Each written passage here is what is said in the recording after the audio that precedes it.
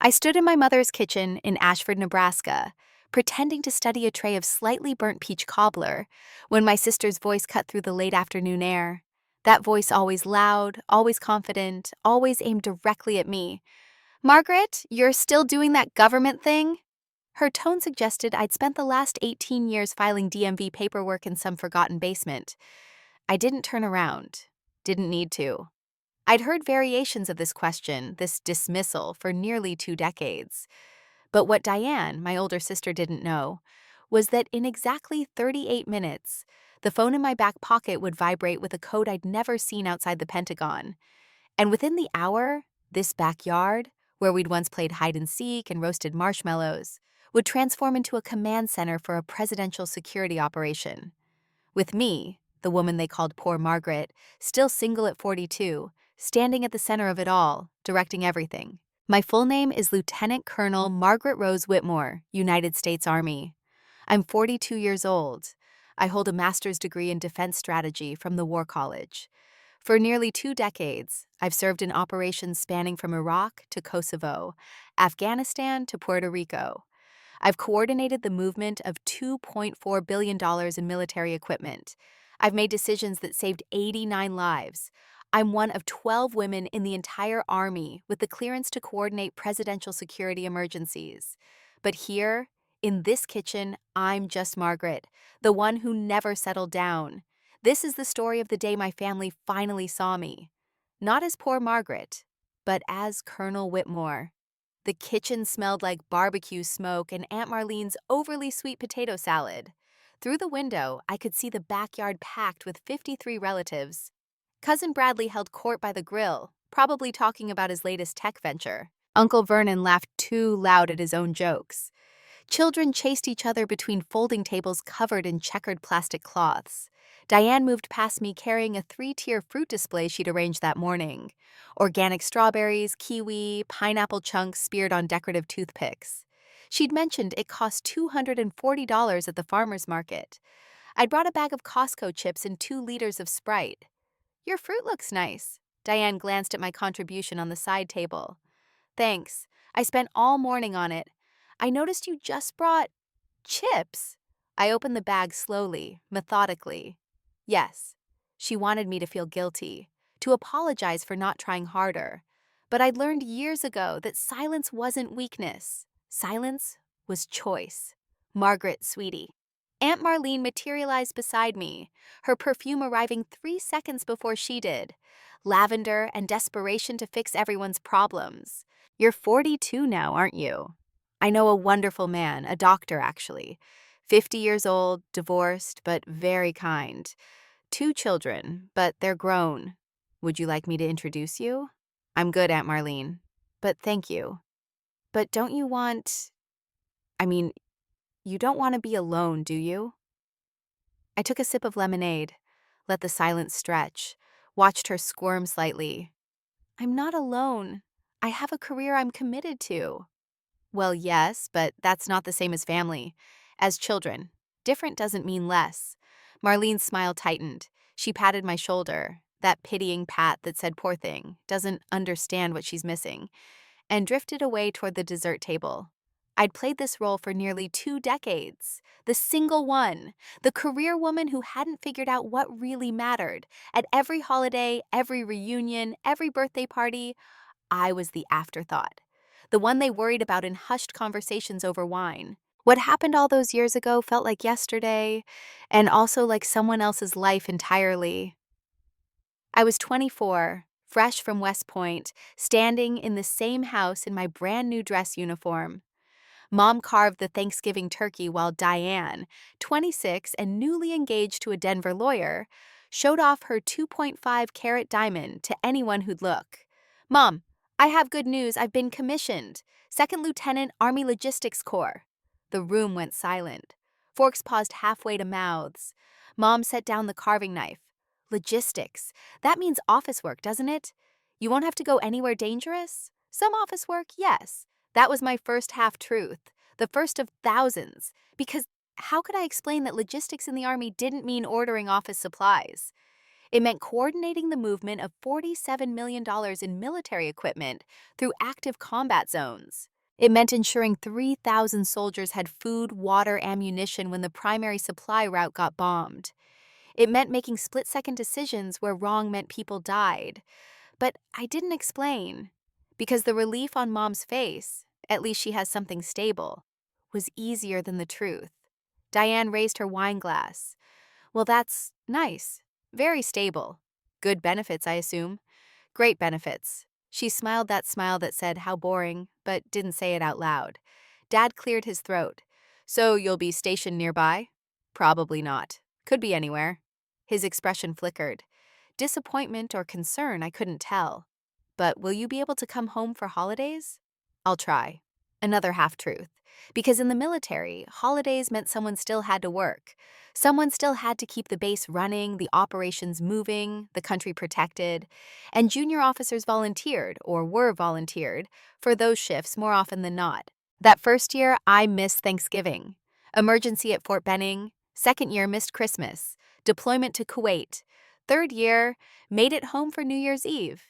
Diane didn't speak to me the entire time because I'd missed her bridal shower. By year 5, they'd stopped asking when I'd be home, started making plans around my absence, started treating my attendance as a pleasant surprise rather than an expectation. By year 10, I'd become the story they told about me instead of someone they knew. Margaret's still in the Army. She does logistics, I think. She travels a lot. No, she's not married. No children. We worry about her sometimes. At 26, I was in Haiti coordinating relief logistics after the earthquake. Diane's wedding was that same week, an extravagant affair at an Aspen resort that cost $180,000. I made it back 4 days late. My bridesmaid dress hung in the hotel room, unworn. Diane didn't speak to me for 6 months. At 29, Mom had heart surgery. Complications, but not life-threatening. I was in Kosovo. Couldn't get leave approved in time. Diane called from the hospital waiting room. "Again, Margaret? Again, work is more important than family?" "It's not about importance." "Really? Because from where I'm sitting, you sure make it look like your job matters more than Mom dying." "She's not dying," the doctor said. "You don't know that? You're not here?" I flew home 2 days later. Mom was fine, sitting up in bed, eating Jell-O, and complaining about the hospital food. Diane sat beside her like a devoted daughter, shooting me looks that could peel paint. At 32, Diane had Emma, beautiful baby girl with Diane's eyes and her father's chin. The baby shower happened the exact week I was coordinating evacuations in Puerto Rico after Hurricane Maria. 7,000 people needed food, water, shelter. Roads were destroyed. Power was gone.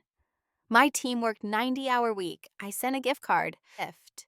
$200. Diane's thank you card arrived 3 months later. "Thanks for the gift card. Would have been nice if you'd actually shown up." But I guess some things never change. At 36, I got promoted to Lieutenant Colonel, one of 50 women at that rank in the entire Army. I called home to share the news. "That's wonderful, sweetheart. Your father will be so proud." A pause.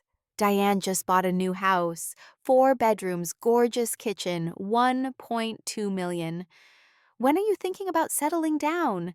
"Mom, I just told you I made Lieutenant Colonel." "I know, honey, and that's great, but..." "Well, you're 36, and we just worry..." "I have to go, Mom. I have a briefing in 10 minutes. I hung up before she could finish.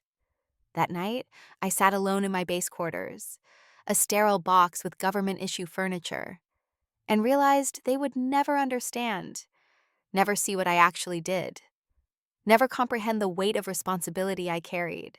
Because I couldn't tell them about the classified operations, couldn't explain the top-secret clearance that took months to process, couldn't describe coordinating equipment movement worth billions through hostile territory, couldn't share the night in Afghanistan when I made a call that saved 19 lives, or the morning in Iraq when shrapnel from an IED caught my left shoulder. I got a Purple Heart for that one. It sits in a box in my closet. Mom doesn't know about it. Because if you don't tell people, they can't ask questions. And if they don't ask questions, you don't have to explain why their daughter chose duty over dinner parties. At 40, I came home on leave after 14 months in Afghanistan. I had a small scar on my forehead from shrapnel, barely visible, hidden by my bangs. No one asked about it. They were too busy asking Diane about her new Tesla Model S. At 42, I had $680,000 in my retirement accounts. I lived in a studio apartment near base, drove a 2015 Jeep Wrangler with 120,000 miles, owned 3 dress uniforms and 6 combat uniforms and exactly 2 civilian outfits. Diane drove a 2023 Mercedes GLE worth $89,000. She lived in a house with a chef's kitchen and a 3-car garage. She had a walk-in closet the size of my entire apartment. But she also had no idea that I'd coordinated 23 humanitarian and combat operations in the last 5 years, that I'd made decisions affecting thousands of lives, that world leaders had my direct phone number, that I was authorized to assume command in presidential emergencies. She just knew I wore combat boots to family gatherings and didn't own designer handbags. Bradley held court by the grill, flipping burgers and talking about his startup. He'd grown up to be exactly what everyone predicted: successful, confident, completely self-absorbed. So anyway, we just closed our Series A funding. $8 million. Valuation at $35 million. We're expanding into Europe next quarter. Everyone murmured impressed congratulations. He spotted me getting a refill of lemonade. "Margaret, you still in the Army?" "Yes." "What rank now?" "Lieutenant Colonel." "Oh, that's stable. What's that pay? Like 80 grand? Base pay is 112,000. With allowances and benefits, total compensation around 145,000. He laughed. "Not bad, but not exactly retire early money, right?" I smiled. Didn't mention the 680,000 in savings. Didn't mention the VA benefits for life. Didn't mention the pension that would pay 84,000 per year after 20 years of service. "I'm not planning to retire early." Bradley turned back to his audience, already moving on to his next accomplishment. I walked back toward the house, chips and salsa balanced on a paper plate. Diane intercepted me near the back door. Her sundress cost $248. I'd seen the same one online last week. Her sandals were Tory Burch, $320. I wore jeans and an army t-shirt, $15 total. "Margaret, I wanted to talk to you about something." "Okay." "Mom's birthday is coming up. I was thinking we could go in together on a gift. I found this amazing spa package, 3 days at Canyon Ranch, but it's $4,000, so if we split it..." $4,000? "It's Mom. She deserves something special. That's a lot of money, Diane. For you, maybe, but some of us prioritize family." The implication hung between us like smoke. Some of us prioritize family, unlike you. "I'll think about it." "That means no." "It means I'll think about it." Diane's expression hardened. "You know what your problem is, Margaret? You've spent so long thinking only about yourself and your career that you've forgotten how to care about anyone else. That's not fair. Isn't it? When's the last time you came home for more than 2 days? When's the last time you actually participated in this family instead of just showing up with grocery store chips?" My chest tightened. "I take leave when I can. My job doesn't..." "Your job. It's always your job. Always an excuse. Mom needed you when she had surgery, and you were in Kosovo. Emma's first birthday, you were in Puerto Rico. My wedding, you missed 4 days of events. At some point, Margaret, you have to decide what actually matters."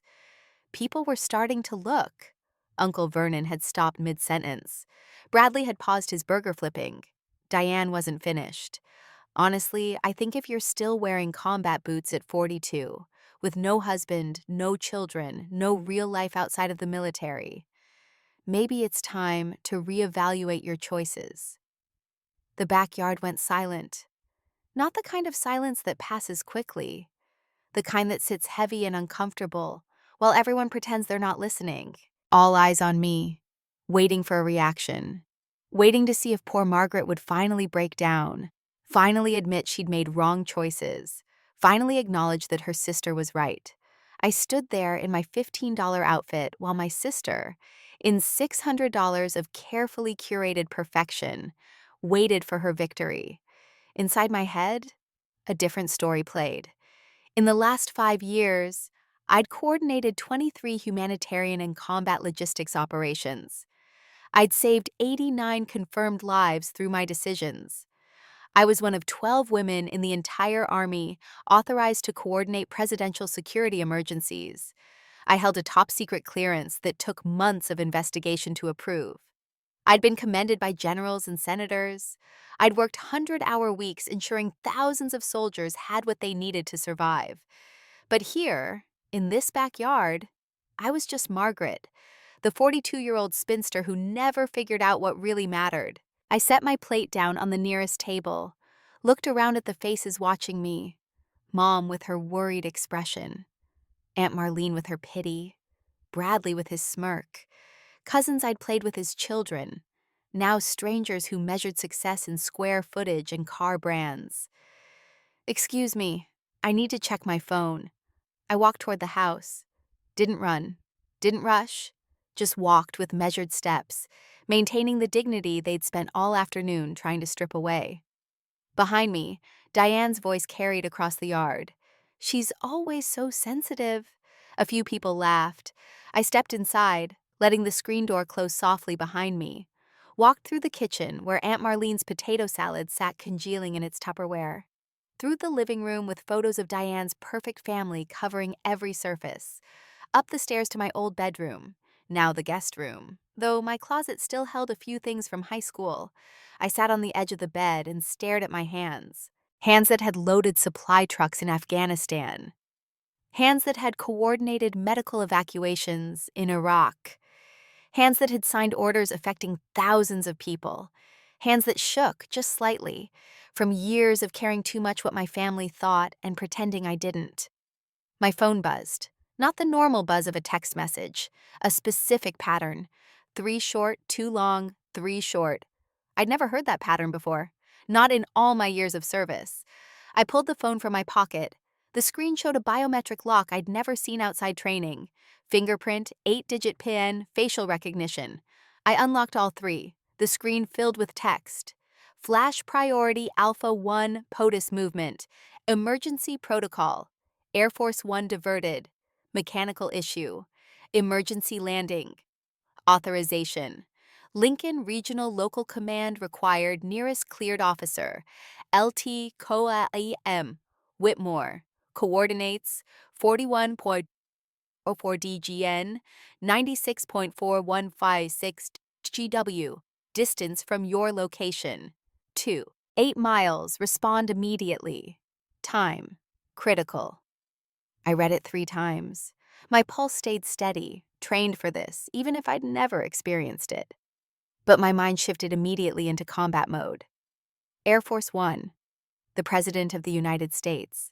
Emergency landing, 2.8 miles from my parents' house in Ashford, Nebraska. And I was the nearest senior officer with the clearance to coordinate security. I hit the response button. Text-to-speech kicked in. Lieutenant Colonel Whitmore. Confirm assignment. Initiating local security protocol. Estimated time to establish perimeter? The response came through immediately, a voice I didn't recognize. "Ma'am, you have 67 minutes until wheels down. Command transfer is immediate. Secret Service advance team is 12 minutes out. We need ground coordination now." Understood. Whitmore assuming command. I stood up, walked to my closet. Behind the winter coats I hadn't worn in years, I found what I always kept there. A tactical duffel bag packed and ready for exactly this scenario. Inside, full dress uniform with all ribbons and medals. Tactical boots, polished to regulation standard. Encrypted military-grade tablet. Secure radio with 5 frequency options. Lieutenant Colonel insignia. Service pistol. Beretta M9, registered and licensed, locked case, complete ID set, military ID, top secret badge, emergency credentials. I'd maintained this bag for 6 years, updated it every time I came home, never thought I'd actually need it here. I stripped out of my jeans and t-shirt, put on the uniform with movements I'd performed thousands of times, each button precise, each adjustment exact. Pulled my hair into a high bun, tight, and regulation perfect. Pinned my ribbons in order of precedence. Checked radio frequencies. The mirror on the closet door showed someone I recognized. Not Margaret from the backyard. Not poor Margaret who never settled down. Lieutenant Colonel Margaret Rose Whitmore, United States Army. Nearly 2 decades of service. '05 rank. Top secret clearance. Authorized for presidential security coordination. For 1 second, just one, I remembered being 8 years old, telling Dad I wanted to be a pilot when I grew up. His response? Girls don't really fit in the military, sweetheart. Maybe you could be a teacher. I'd spent 34 years proving him wrong. The duffel bag went over my shoulder, radio clipped to my belt, tablet secured, pistol case in the bag. I wouldn't need it, but protocol required carrying it. I walked downstairs. Diane stood in the hallway, wine glass in hand. She turned at the sound of boots on hardwood. Her expression went from annoyed to confused to something like shock. Are you seriously wearing that? Is this some kind of costume tantrum? No, I'm working. Working? Now? Here? Margaret, this is a family barbecue, not whatever fantasy. Diane. I stopped walking, looked directly at her, used the voice I developed over the years, the one that made sergeants straighten up and colonels pay attention. In 55 minutes, this backyard will be a presidential security zone. I need you and everyone else inside the house. No questions, no arguments. Follow every instruction I give.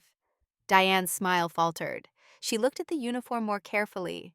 Saw the ribbons, the rank insignia, the radio. You're joking. This is you being dramatic because I hurt your feelings, right? You'll see. I walked past her, toward the front door. Behind me, I heard her set the wine glass down with a trembling hand.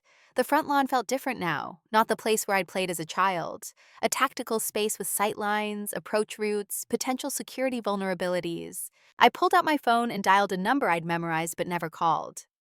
Sheriff Martinez. This is Lieutenant Colonel Margaret Whitmore, United States Army. Authorization code Tango 74 Romeo 9er. I need to initiate emergency security protocol for presidential movement.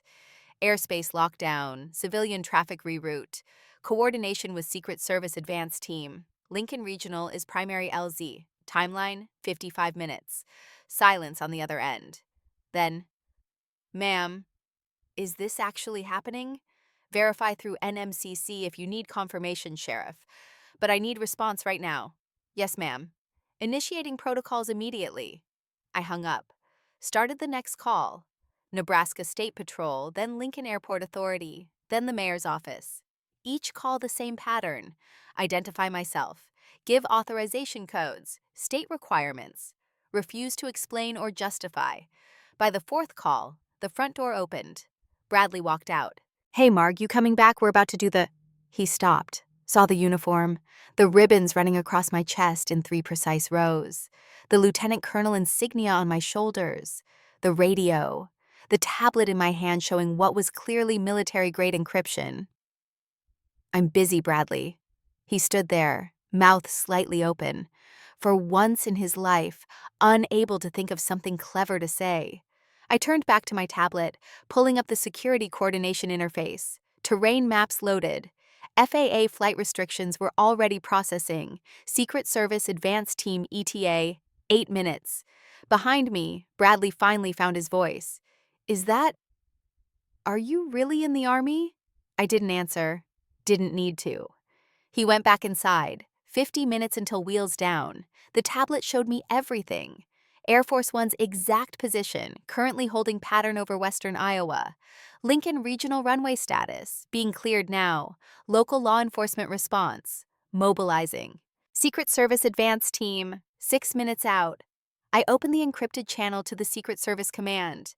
This is Lieutenant Colonel Whitmore, ground coordination for LZ Bravo. Confirming perimeter establishment timeline and civilian evacuation requirements.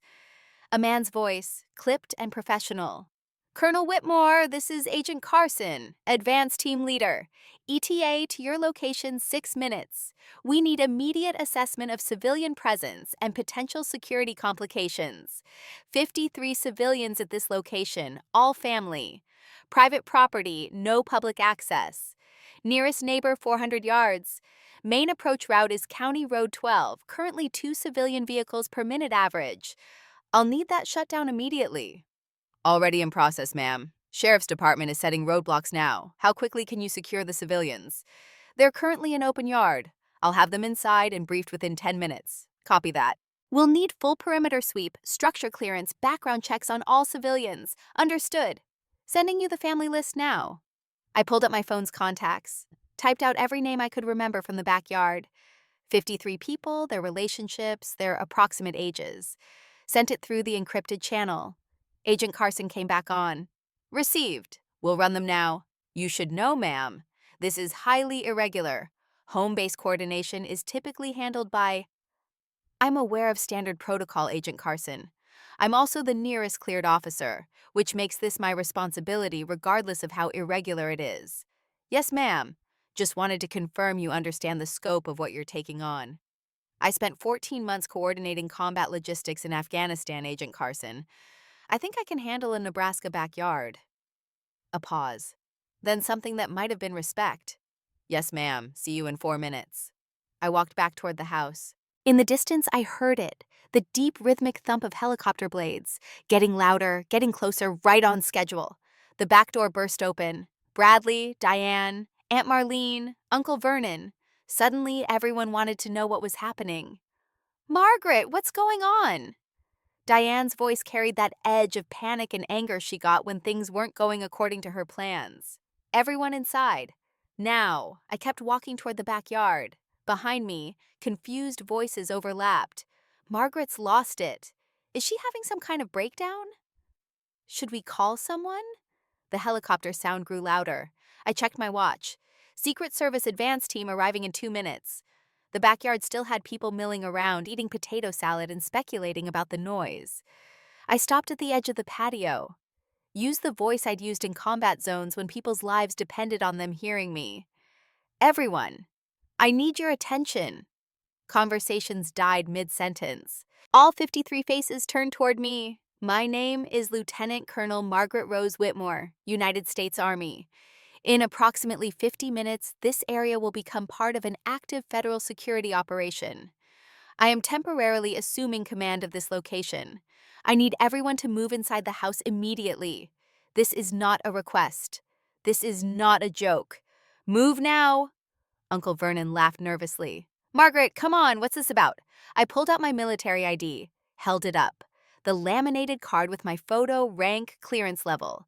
This is about Air Force One making an emergency landing 2.8 miles from here. This is about presidential security protocol. This is about me being the senior officer responsible for ensuring none of you accidentally compromise a federal operation. Now move. Mom stood up, her hand pressed to her chest. The president? Here? The helicopter crested the tree line. A Black Hawk. Military green, unmistakable. Everyone inside now. The downdraft hit before the helicopter even landed. Paper plates flew, napkins scattered. Someone's folding chair tipped over. The Black Hawk touched down in the empty lot next to the house. Land that used to be Old Man Patterson's farm before he died, and his kids sold it to a developer who never developed it. Before the rotors even began slowing, 2 soldiers jumped out, both in full combat gear, moving with the efficiency of people who'd done this 1,000 times. Lieutenant Colonel Whitmore, here! I walked toward them at a measured pace. They saluted as I approached. I returned it. Ma'am, Sergeant Major Hernandez, ordered to assist in perimeter security establishment for presidential movement. What's our AO? I already had the tablet out, map displayed. East boundary at the church cemetery, 400 yards. South follows the fence line behind the water tower. North and west to County Road 12. That's your primary approach route.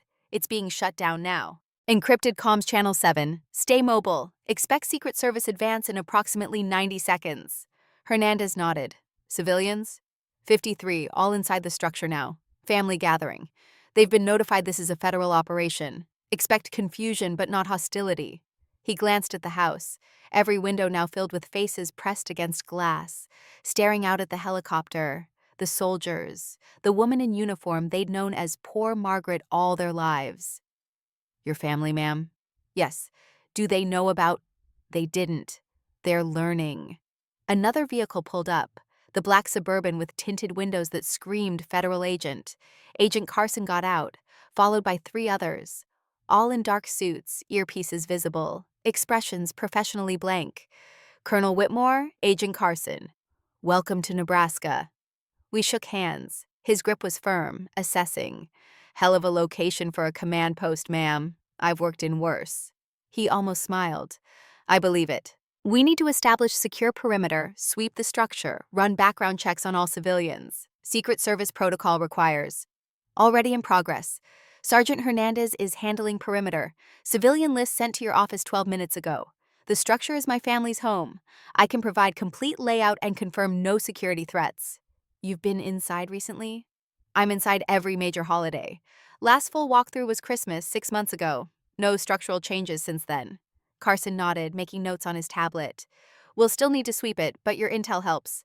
POTUS ETA is 42 minutes. We need this location secured in 30. Understood. He looked at me directly. I have to ask, ma'am, you comfortable with this? Running command with your family watching? Agent Carson, I've coordinated logistics operations under rocket fire in Afghanistan. I think I can handle my sister's judgment. This time he did smile. Fair enough. Let's get to work. The next 30 minutes became a choreographed chaos I'd trained for but never executed in my mother's backyard. Sergeant Hernandez and his team established perimeter checkpoints. Agent Carson's Secret Service detail swept the house room by room, checking every closet, every basement corner, every possible security risk. My family got herded into the living room like confused sheep. I could see them through the window.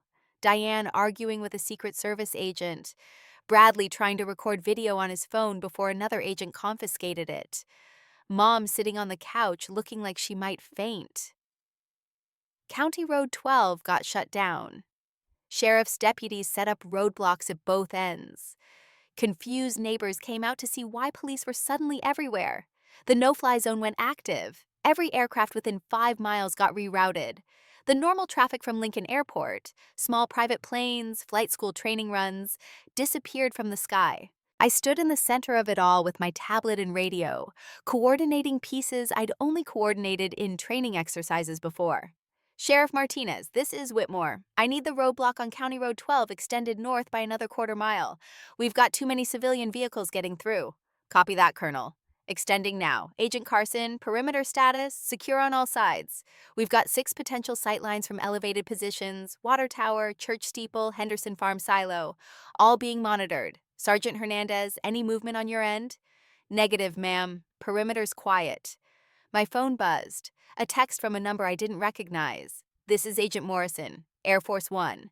POTUS is aware you're coordinating ground security. He asked me to convey his thanks. I stared at that message for 5 seconds. The President of the United States knew my name. Tell POTUS it's my honor. The front door opened. Diane stormed out, followed immediately by a Secret Service agent trying to stop her. Margaret, what the hell is happening? They won't let us leave. They're treating us like criminals. They took Bradley's phone. I walked over, keeping my voice level. Diane, you need to go back inside. Don't you dare use that tone with me. I want to know, this is a federal security operation. You staying out here compromises it. Go inside now, or Agent Davis will escort you inside. Your choice. Diane looked at Agent Davis, who stood behind her with an expression that said he absolutely would escort her inside if necessary.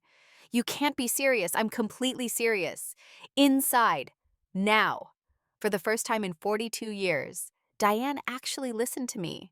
She turned and walked back inside, her designer sandals clicking against the concrete with sharp, angry sounds. 20 minutes until wheels down. The tablet showed Air Force One beginning its descent pattern. I watched the altitude numbers drop. 30,000 feet, 25,000, 20,000. My radio crackled. All units, this is Carson. Eagle is descending. I repeat, Eagle is descending. All checkpoints confirm status. Checkpoint Alpha secure, Checkpoint Bravo secure, Checkpoint Charlie secure, Checkpoint Delta secure. I keyed my radio. Command post secure. All civilian traffic blocked. No fly zone active. We're ready. The sky to the east began to change. Not obviously, you had to know what to look for. A faint line of fighter jets flying escort pattern, the subtle shift in air traffic, the way even the birds seemed to sense something coming. I stood in my mother's front yard, tablet in one hand, radio in the other, wearing a uniform most of my family had never seen before. Behind me, 53 people watched from windows. People who'd spent years thinking I filed paperwork and never quite got my life together. People who'd pitied me at every holiday. People who'd told me, 45 minutes ago, that I needed to reevaluate my choices. And ahead of me, somewhere in that eastern sky, Air Force One descended. The helicopter that brought Sergeant Hernandez still sat in the empty lot, rotors quiet now. 2 more Blackhawks had arrived. Additional security team, additional equipment. The backyard looked like a military operation. Because it was. My phone buzzed again. Agent Carson, Colonel, POTUS requests to meet you after landing. He wants to personally thank the officer who coordinated ground security. I stared at that message. Read it twice. Confirm. I'll be available. The sun started dropping toward the horizon, painting the Nebraska sky in shades of gold and orange. In the distance, I heard it. The distinctive sound of a large aircraft, different from commercial jets, carrying weight and purpose. Air Force One. My radio crackled. All units, Eagle is on final approach. ETA 7 minutes. I walked to the edge of the yard. From here, I could just barely see Lincoln Regional Airport's runway lights starting to glow in the early evening.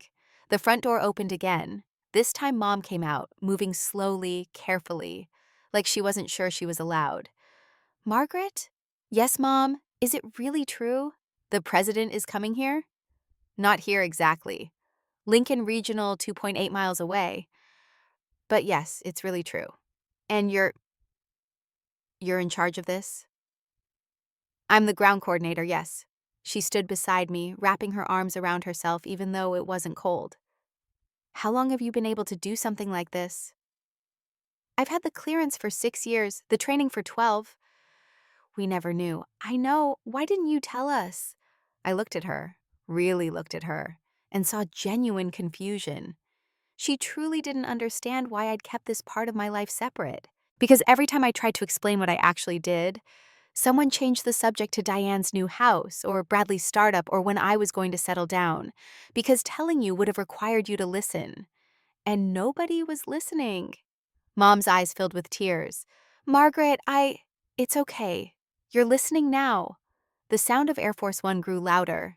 Through the evening light, I could see it. Massive, blue and white, unmistakable. All units. Eagle is wheels down. Repeat, wheels down. In the distance, Air Force One touched the runway at Lincoln Regional. Perfect landing, right on schedule. Behind me, through the open front door, I heard gasps. Someone started crying. Diane's voice. Oh my God, it's real. I keyed my radio. This is Whitmore. Confirm successful landing. Ground security maintained throughout approach. No incidents. Perimeter remains secure. Copy that, Colonel. POTUS sends his personal thanks. Agent Morrison will coordinate the meet and greet in approximately 40 minutes after POTUS handles immediate business. Understood. I stood there in my mother's front yard in full dress uniform, watching the sunset over Nebraska while the President of the United States landed 2.8 miles away. Sergeant Hernandez walked over. Hell of a first ground coordination, ma'am. Hell of a day, Sergeant. Your family going to be okay? Eventually. They're processing some new information right now. He nodded toward the house where faces still pressed against every window. They look pretty shocked. They've spent years thinking I pushed paper in a government office. This might take some adjustment. The sky darkened further. Stars started appearing. Security lights kicked on around the perimeter. The Blackhawks sat quiet and ready. Secret Service agents maintained their positions. Sheriff's deputies kept the roadblocks secure. Everything exactly as it should be. Agent Carson approached. Colonel, we'll need to keep this perimeter active for approximately 3 hours. POTUS has business at Lincoln Regional, then wheels up again. You good to maintain command that long? I've pulled 20-hour shifts, Agent Carson. 3 hours is nothing. Fair enough. And ma'am, you did excellent work here. Real professional. POTUS specifically asked about you. Wanted to know your background. I told him you coordinated combat logistics in Afghanistan. He was impressed. just doing my job. Sometimes just doing your job is the impressive part. He walked back toward his team. I stood alone for a moment, letting the evening air cool my face. My phone buzzed, a text from a number not in my contacts. Colonel Whitmore, this is Linda Chen, Presidential Communications. POTUS would like to personally thank you. Can you be available in 30 minutes at Lincoln Regional? I typed back, affirmative, I'll be there. The front door opened again. This time everyone came out. All 53 people, moving cautiously like they weren't sure what was allowed anymore. Diane walked at the front. Her perfect sundress looked wilted now. Her designer sandals had grass stains. Her makeup had smeared from tears or sweat or both. She stopped 5 feet away from me. We looked at each other across a distance that felt much larger than 5 feet. Margaret. I didn't know. All these years I didn't know you did. This, I know. You never told us. I tried. Once, twice, a dozen times. But nobody asked the right questions. Nobody wanted to hear about the hard parts. It was easier to think I just hadn't figured life out yet. Tears ran down her face, leaving dark trails of mascara. I'm sorry. I'm so sorry. The things I said today were the same things you've been saying for years. The only difference is today you found out you were wrong. She nodded, unable to speak. Behind her, Mom stepped forward. Margaret, sweetheart, we owe you an apology. A big one. You don't owe me anything, Mom. You thought what you thought based on the information you had. I just wish you'd asked for more information. Bradley pushed through the crowd. His confident swagger was gone, replaced by something that looked like shame. Colonel, I don't even know what to say. All those jokes about military pay and stable government jobs. You didn't know. None of you knew. That was partly my choice. Agent Carson appeared at my elbow. Ma'am, vehicle's ready to transport you to Lincoln Regional. POTUS is ready in 15 minutes. I looked at my family, all 53 faces watching me. For years, I'd been invisible to them. Poor Margaret, who never quite figured things out. Now they saw me, really saw me, but the person they saw wasn't someone who needed their validation anymore. I have to go. The president is waiting. I walked toward the black Suburban. Diane called after me. Margaret, wait! When will you be back? Can we talk? Really talk. I'll be back later tonight. We can talk then. I climbed into the Suburban. Agent Davis got in the driver's seat. The door closed, muting the sound of my family's voices. As we pulled away, I looked back through the tinted window. They all stood in the yard, watching. Diane with her arm around Mom. Bradley looking lost. Aunt Marlene dabbing at her eyes. For 42 years, I'd wanted them to see me, to understand, to appreciate. Now they did. And I realized something surprising. I didn't need it anymore. Somewhere along the way, in the years of service, of making hard decisions, of saving lives and coordinating operations, I'd stopped needing their approval. I'd found my own. The Suburban drove through the secured perimeter, past the checkpoints, toward Lincoln Regional, where the President of the United States waited to personally thank the woman who'd ensured his safe landing. Poor Margaret, who never settled down. Poor Margaret, who still wore combat boots at 42. Poor Margaret, who nobody quite understood. Lieutenant Colonel Margaret Rose Whitmore, who just coordinated a presidential security operation from her mother's backyard and was about to shake hands with the most powerful person in the world. I smiled in the darkness of the Suburban. What people mistake for absence is often just a woman who knows her worth doesn't require an audience. Until today. The Suburban's headlights cut through the Nebraska dusk as we approached Lincoln Regional. Security barriers had transformed the normally modest airport into something resembling a military installation.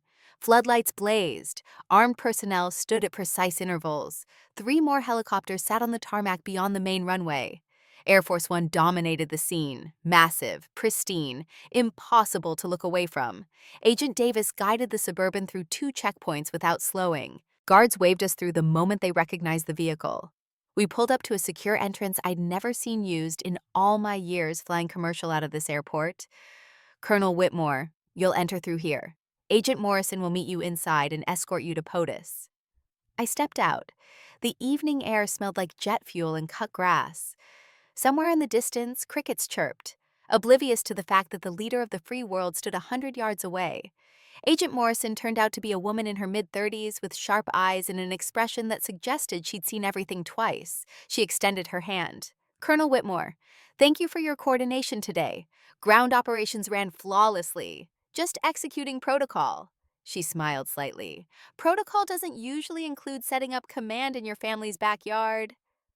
POTUS was impressed when we briefed him on the situation. We walked through corridors that had been completely secured. More Secret Service agents, more military personnel, more security measures than this small regional airport had probably ever seen. Morrison stopped outside a conference room that normally hosted airport administration meetings. Through the window, I could see people moving with purpose: presidential staff, advisors, someone on a phone looking stressed. "He'll be ready in about 5 minutes. There's a situation developing that requires his immediate attention, but he specifically asked to meet you before Wheels Up." "Of course. I'll wait." She left me in a smaller adjacent room, probably usually a break room for airport staff, now converted into a temporary holding area. I sat in a plastic chair and, for the first time in 6 hours, let myself feel the weight of what had just happened.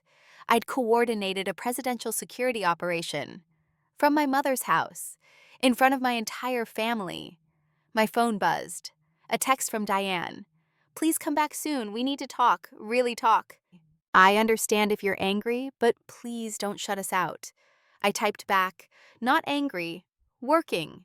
Will return when I can." Another buzz. Mom this time. "Sweetheart, I'm so proud of you. I don't think I've ever told you that enough. I love you." I stared at that message. 42 years, nearly 2 decades of military service, and this was the first time she'd said she was proud without immediately pivoting to ask when I'd settle down. "Love you too, Mom." The door opened. Agent Morrison stepped in. "He's ready for you, Colonel." I stood, straightened my uniform, and followed her back across the hall. The conference room had been transformed into a temporary command center. Maps on digital displays, communications equipment on every surface, staff members working on laptops with the kind of intensity that suggested national security depended on their next email. And in the center of it all, the President of the United States stood reviewing a document with 2 advisors. Agent Morrison cleared her throat softly.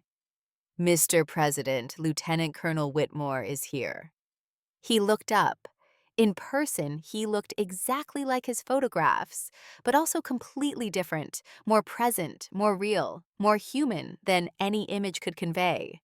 "Colonel Whitmore." He crossed the room with his hand extended. "Thank you for your service today.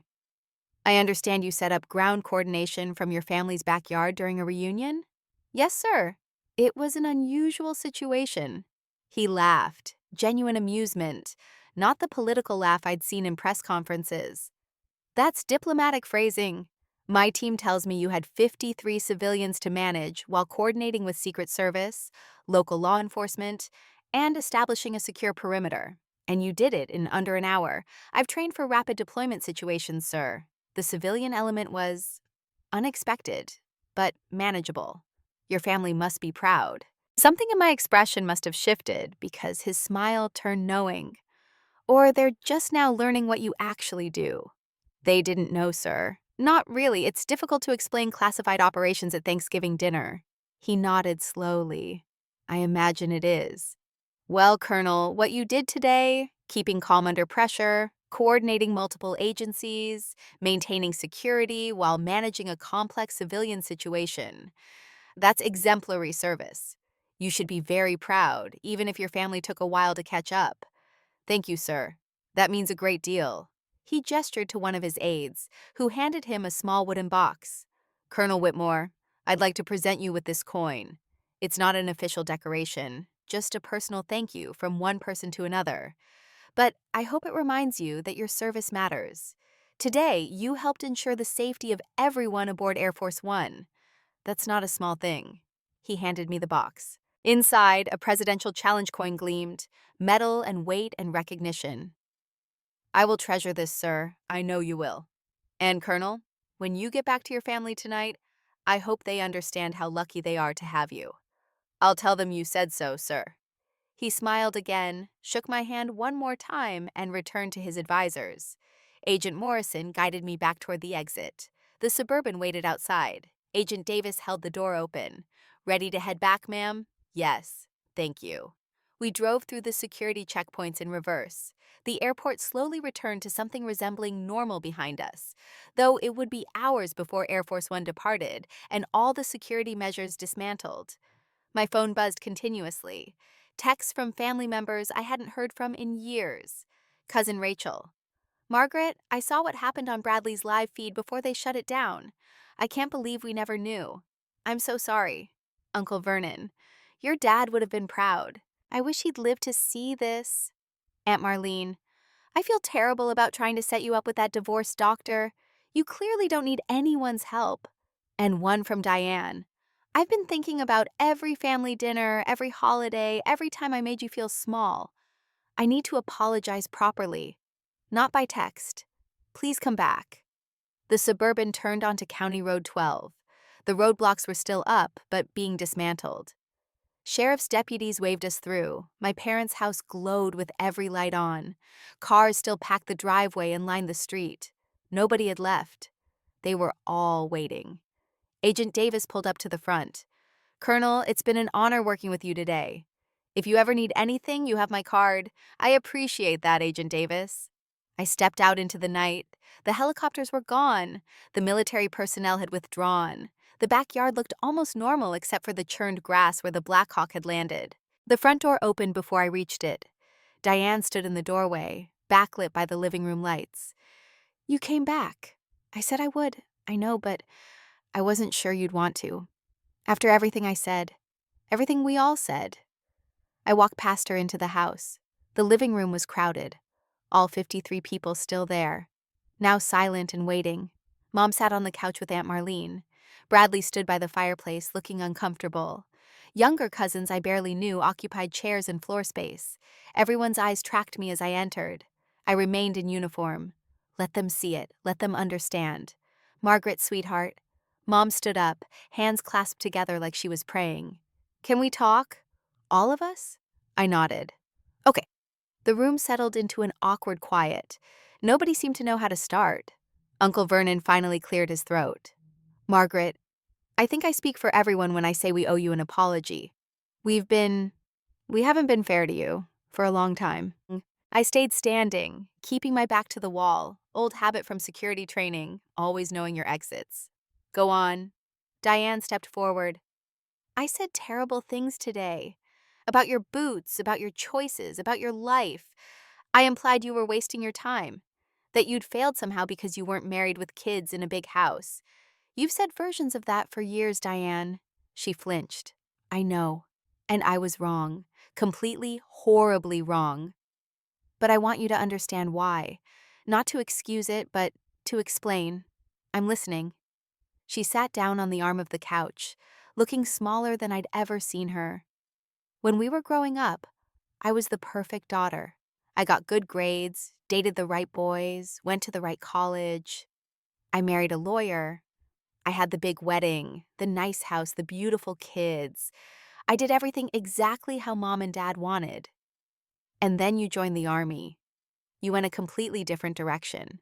And for a while, I thought you'd made a mistake. I thought you'd come back eventually, settle down, realize you wanted what I had.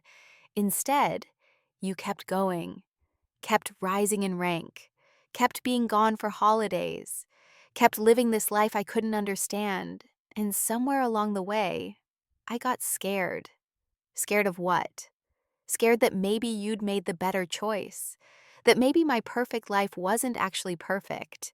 That maybe I'd spent so much time doing what everyone expected that I'd never figured out what I actually wanted. She looked up at me, eyes red. So I made myself feel better by making you feel worse. By dismissing what you did as just a government job. By acting like you were the one who hadn't figured life out. Because if you were failing, then I couldn't be failing. But you weren't failing. You were succeeding at something I never had the courage to attempt. And instead of being proud of you, I tore you down. Because it was easier than admitting I was jealous. The room stayed silent. Mom wiped tears from her face. I appreciate you saying that, Diane. That's it? You appreciate it? What else do you want me to say? I want you to yell at me. Tell me I'm a terrible sister. Tell me you hate me. Something that shows you feel something about this. I do feel something. I feel tired. I feel like I spent years trying to make you all see me. And now that you finally do, I realize I stopped needing you to see me somewhere around year 12. Mom made a small sound. Hurt or understanding, I couldn't tell. I walked to the center of the room. Listen, I'm not angry. I'm really not. But I'm also not going to pretend that today fixed years of being treated like an afterthought. Margaret, honey, Mom started. Let me finish, please. You all thought I was wasting my life because I wasn't doing what you thought success looked like. Marriage, kids, a house in the suburbs. And I let you think that because it was easier than trying to explain clearances and classifications and operations I couldn't discuss. But the truth is, I've saved lives. I've coordinated evacuations that got thousands of people to safety. I've made decisions that prevented disasters you'll never hear about. I've served my country in ways that matter, even if they're not visible. I'm not asking you to understand everything I do. I'm just asking you to trust that I know what I'm doing with my life, that I made choices that were right for me, even if they're not the choices you would have made. Bradley spoke up from his position by the fireplace. We should have asked more questions. I should have asked more questions. Instead, I just assumed military pay was crap and your job was boring. Military pay is actually quite good when you factor in benefits, allowances, and retirement. I've been maxing out my TSP contributions for 15 years. I have more saved for retirement than most people my age. He blinked. Seriously? $680,000 in various retirement accounts, plus a pension that will pay $84,000 per year when I retire, plus lifetime VA benefits. Jesus! You never said anything. You never asked. You just assumed I was struggling financially because I drive an old Jeep and live in a small apartment. Aunt Marlene leaned forward. Margaret, sweetheart, when I tried to set you up with that doctor, you were trying to help. I understand, but I don't need help finding a relationship. If I wanted to be married, I'd be married. I've had opportunities. I've chosen my career instead. That's not settling. That's deciding. Mom stood up and crossed to me. She put her hands on my shoulders, the same way she used to when I was little and needed steadying. Your father would be so proud of you. I wish he'd lived to see you make colonel. I wish I'd told him before he died that you were doing important things. Not just whatever I told myself you were doing to make myself feel better. What did you tell yourself I was doing? She looked away. I told myself you were organizing supplies, keeping track of inventory, safe office work that didn't really matter much but kept you busy. I told myself that because it was easier than acknowledging my daughter was in danger, that she was making life or death decisions, that she was important. You were protecting yourself. I was failing you. You were doing the best you could, Mom. We all were. She pulled me into a hug. I let her. It felt strange after so many years of careful distance, but not bad. When she pulled back, her mascara had run in dark tracks down her cheeks. Will you forgive us? Not today, maybe, but eventually. I'm not angry, Mom. I promise. I'm just processing. Today was a lot. Bradley moved closer to the group. Can I ask you something? About today? Sure. When that first helicopter landed and you went into full colonel mode, had you ever done something like this before? Coordinated from a civilian location? Never. This was my first ground coordination for a presidential movement. Usually it's handled by permanent personnel at established locations. But I had the clearance and the training, and I was the nearest available officer. So you'd literally never done this exact scenario? Nope. But I'd trained for it. Repeatedly, for 6 years. That's what the military does. Trains you for scenarios you hope never happen but need to be ready for if they do.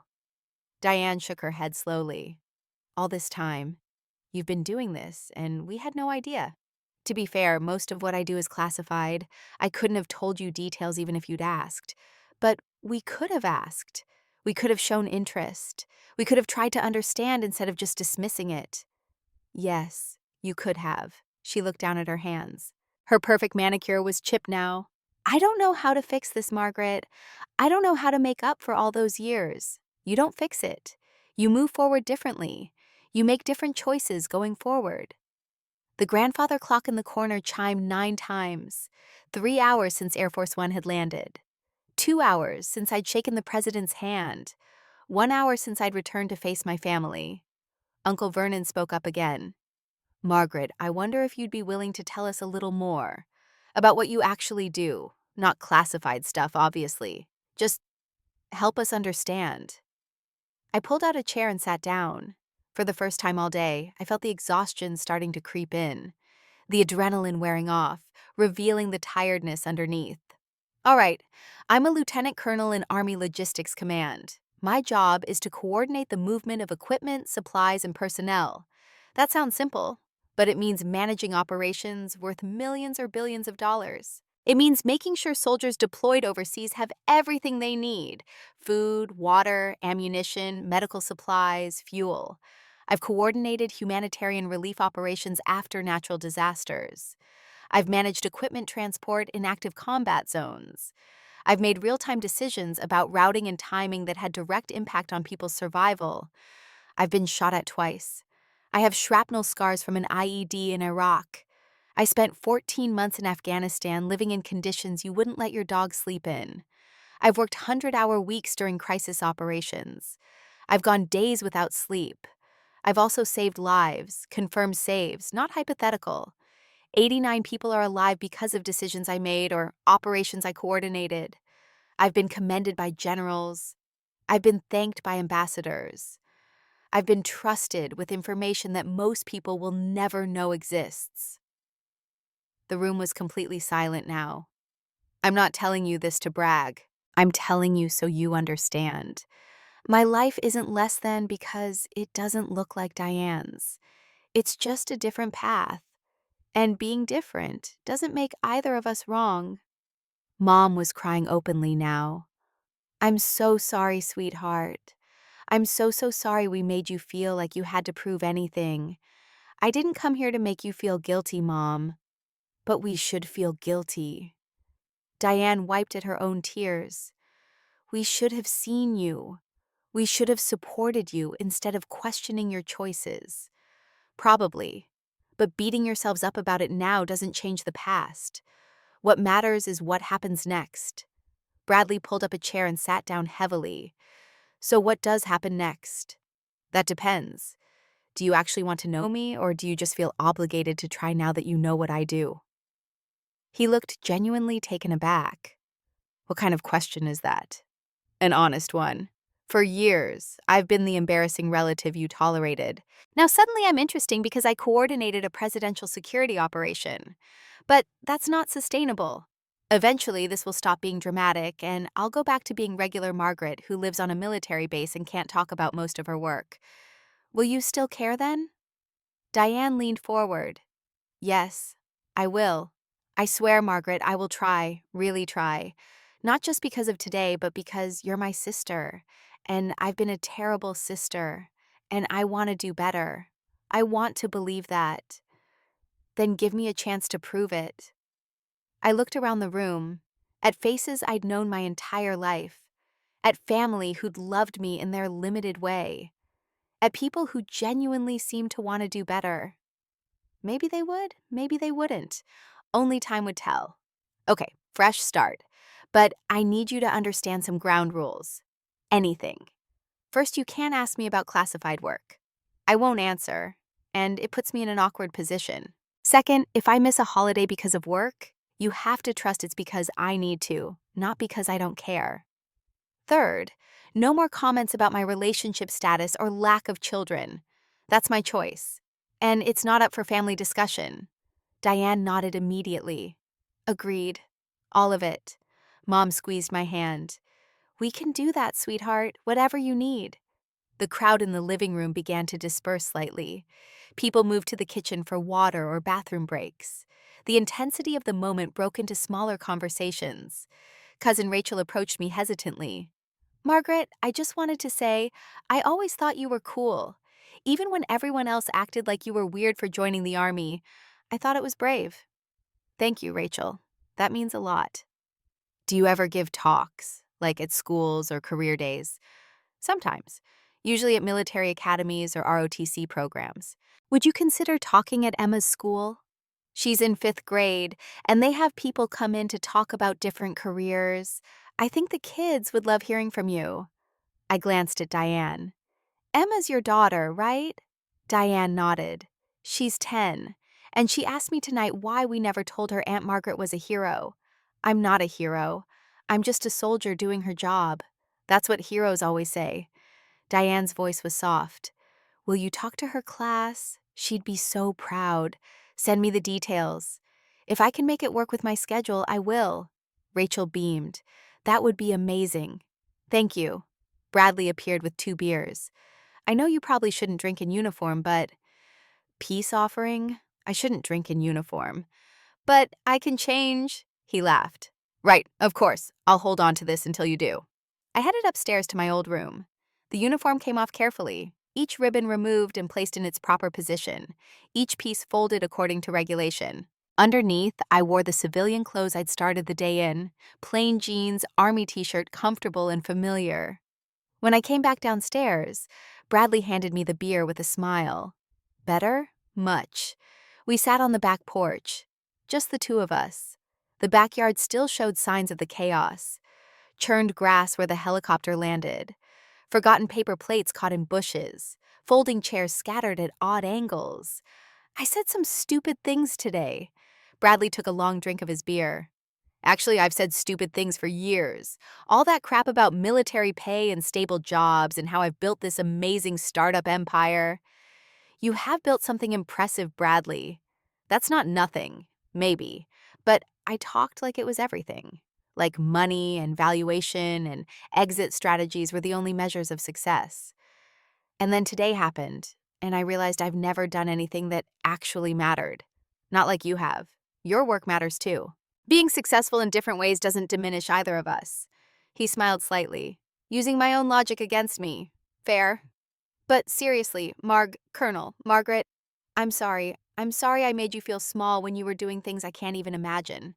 Accepted. And it's just Margaret. We're family. We sat in silence for a while. Crickets sang their evening songs. Somewhere in the distance, a dog barked. Normal Nebraska night sounds, completely unchanged by the extraordinary events of the afternoon. Can I ask you something personal? Sure. Do you ever regret it? Choosing the military over everything else? I thought about that question, really thought about it instead of giving an automatic answer. Sometimes I wonder what my life would look like if I'd made different choices. If I'd stayed in Nebraska, gotten a normal job, married someone local. But that's wondering, not regret. I don't regret the life I've built. It's mine. I chose it. It matters. But don't you get lonely? Sometimes. But everyone gets lonely sometimes. Even people in perfect marriages with beautiful children. Loneliness isn't unique to single people in demanding careers. Fair point. His phone buzzed. He glanced at it and made a face. Tech crisis. I should probably handle this. Go ahead. He stood up, then paused. Margaret? I'm glad you're my cousin. I'm sorry it took me 40 years to actually appreciate that. Better late than never, Bradley. He went inside. I stayed on the porch, watching the stars emerge one by one in the darkening sky. My phone buzzed. Agent Morrison. Colonel, just wanted to inform you that POTUS Wheels Up occurred at 20:45 local time. Uneventful departure. Thank you again for your professionalism today. I typed back. Thank you for coordinating such a complex operation. It was an honor to serve. Another buzz. This one from a number I didn't recognize. Colonel Whitmore, this is Sheriff Martinez. I wanted to tell you that was some of the most professional coordination I've seen in 20 years of law enforcement. If you ever need anything in Douglas County, you call me directly. I smiled at that. Small town Nebraska, where the sheriff gave you his direct line after one good operation. The back door opened. Diane stepped out carrying her own beer. She sat down in the chair Bradley had vacated. For a while, we just sat, sisters in the dark with years of distance between us that couldn't be crossed in one conversation. Emma asked me tonight why I never told her about you. Diane's voice was quiet.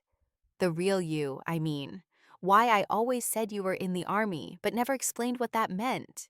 What did you tell her? That I didn't know. That Aunt Margaret kept her life private and I never asked the right questions. Diane looked at me. But that's not true, is it? You didn't keep it private. I kept it distant. I actively chose not to know because knowing would have meant acknowledging you were doing something impressive. Something I couldn't do. I didn't respond. Let her work through it.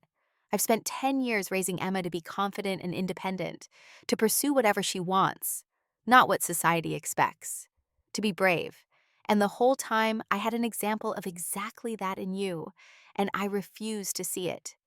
You were protecting yourself. I was being a coward. She took a shaky breath. I want Emma to know you, really know you. I want her to see what it looks like when a woman chooses a difficult path and succeeds. Will you let her? Of course. She's my niece. I want to know her too. Thank you. Diane wiped her eyes. God, I've cried more today than in the last 5 years combined. It's been an emotional day. Margaret, can I ask, do you have people? I know you're not married, but do you have friends? Support? I have people.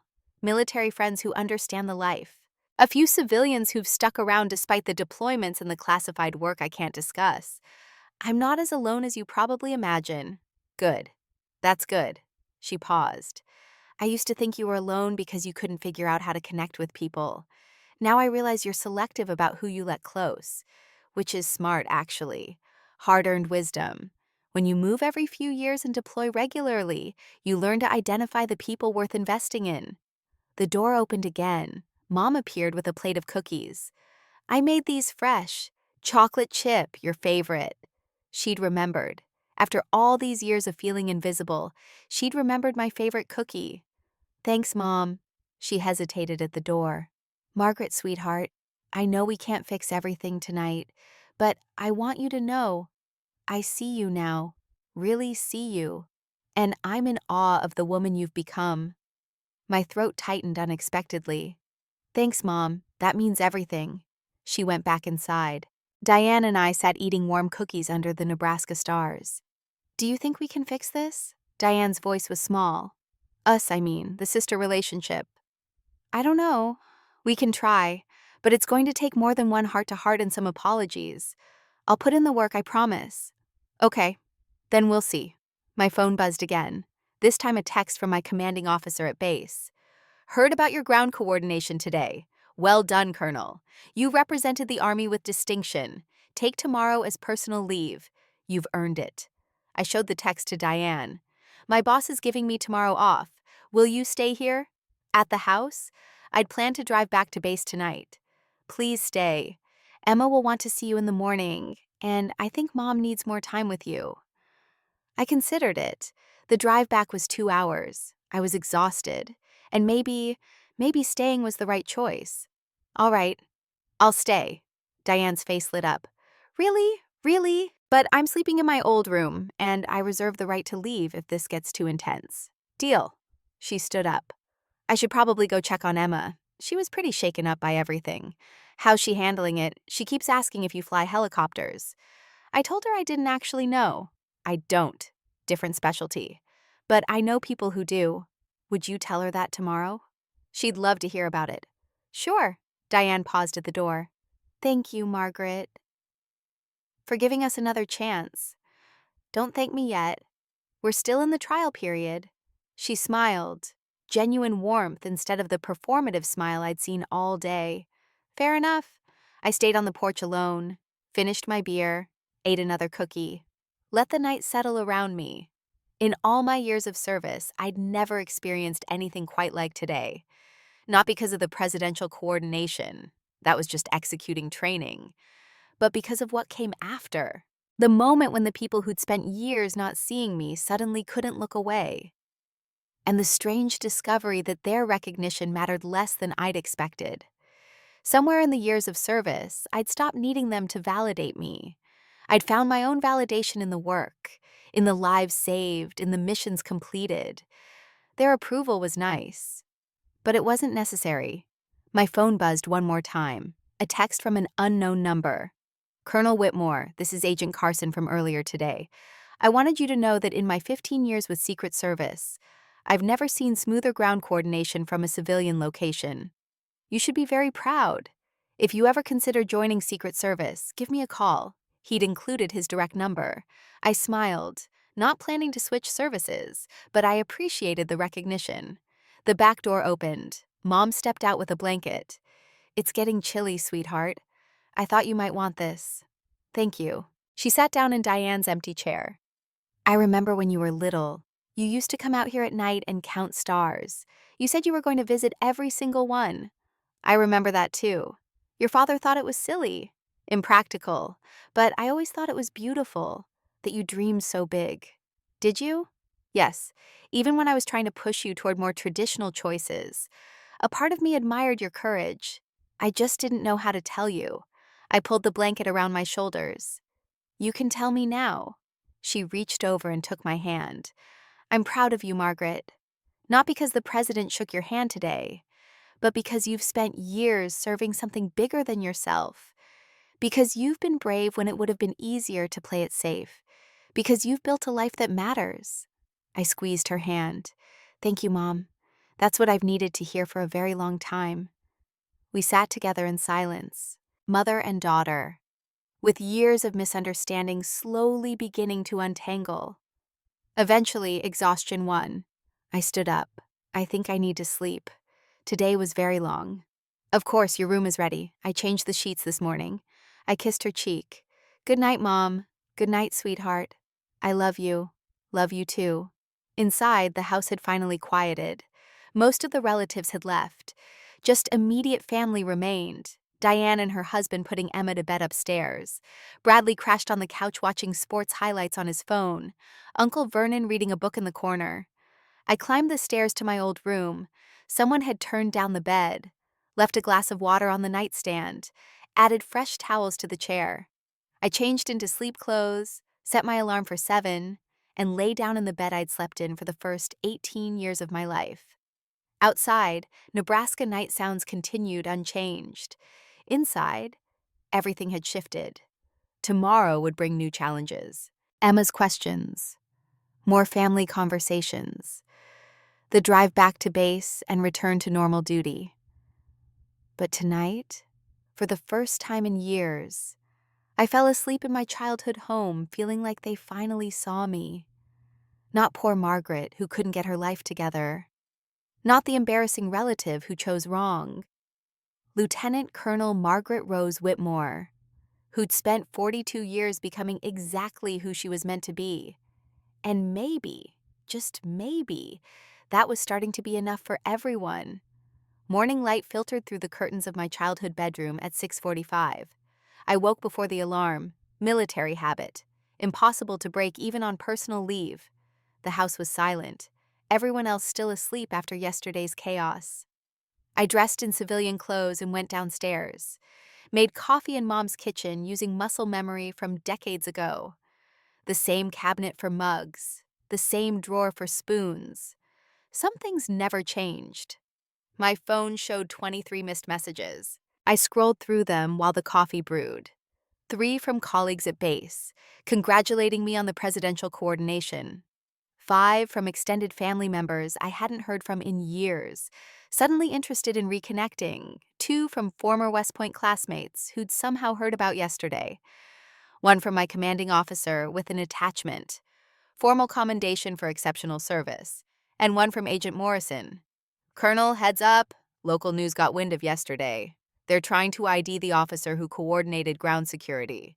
We've kept your name out of official statements, but someone might have leaked. Thought you should know. I sighed. Of course, nothing stayed quiet forever. The coffee finished brewing. I poured a cup and stepped onto the back porch. The backyard still showed yesterday's scars, flattened grass where helicopters landed, scattered debris nobody had bothered collecting in the dark. Behind me, floorboards creaked. Emma appeared in the doorway wearing pajamas covered in stars and planets. She looked so much like Diane at that age it was disorienting. Aunt Margaret, you're awake. Early riser, military training. She stepped onto the porch carefully, like she wasn't sure she was allowed. Mom said you might leave before I woke up. I was planning to, but your mom asked me to stay. I'm glad you did. She sat on the steps, hugging her knees. Can I ask you questions? Mom said I could ask you questions if you said it was okay. I sat down beside her. You can ask. I might not be able to answer everything, but you can ask. Did you really talk to the president? I did. He thanked me for coordinating security for his landing. What was he like? Professional, gracious. He seemed like someone who understands the weight of responsibility. Emma processed this. Were you scared? Of talking to him? No. Of coordinating the operation? A little nervous, maybe. But fear and nerves are different. Fear paralyzes you, nerves keep you sharp. That's cool. She picked at a loose thread on her pajamas. Mom cried a lot last night after I went to bed. I could hear her talking to Dad. She kept saying she'd been a terrible sister. She wasn't terrible, just limited in her understanding. But she's trying to do better now. Do you forgive her? Forgiveness isn't instant, Emma. It's a process. But yes, I'm working on forgiving her. Good. Because she really loves you. She just didn't know how to show it. I sipped my coffee, letting that sink in. Out of the mouths of 10-year-olds. Can I ask something else? Sure. Why did you join the army? Mom said it was weird, that nobody in our family does that kind of thing. I joined because I wanted to serve something bigger than myself. I wanted to matter in a way that went beyond just my own life, and I wanted to prove that I could do hard things. Did you prove it? Every single day. Emma smiled. That's so cool. I want to be like you when I grow up. You can be like yourself, Emma. That's always the better choice. But I want to be brave like you. Then be brave in whatever way makes sense for your life. Brave doesn't always mean military service. It means making hard choices that align with who you are. The back door opened. Diane appeared, still in her bathrobe, hair uncombed. She looked exhausted. Emma, sweetheart, let Aunt Margaret drink her coffee in peace. She's fine, Diane. We're just talking. Diane sat down on the top step. I heard you were planning to leave early. I'm on leave until tomorrow night. I should probably head back to base soon. Will you have breakfast first? Please.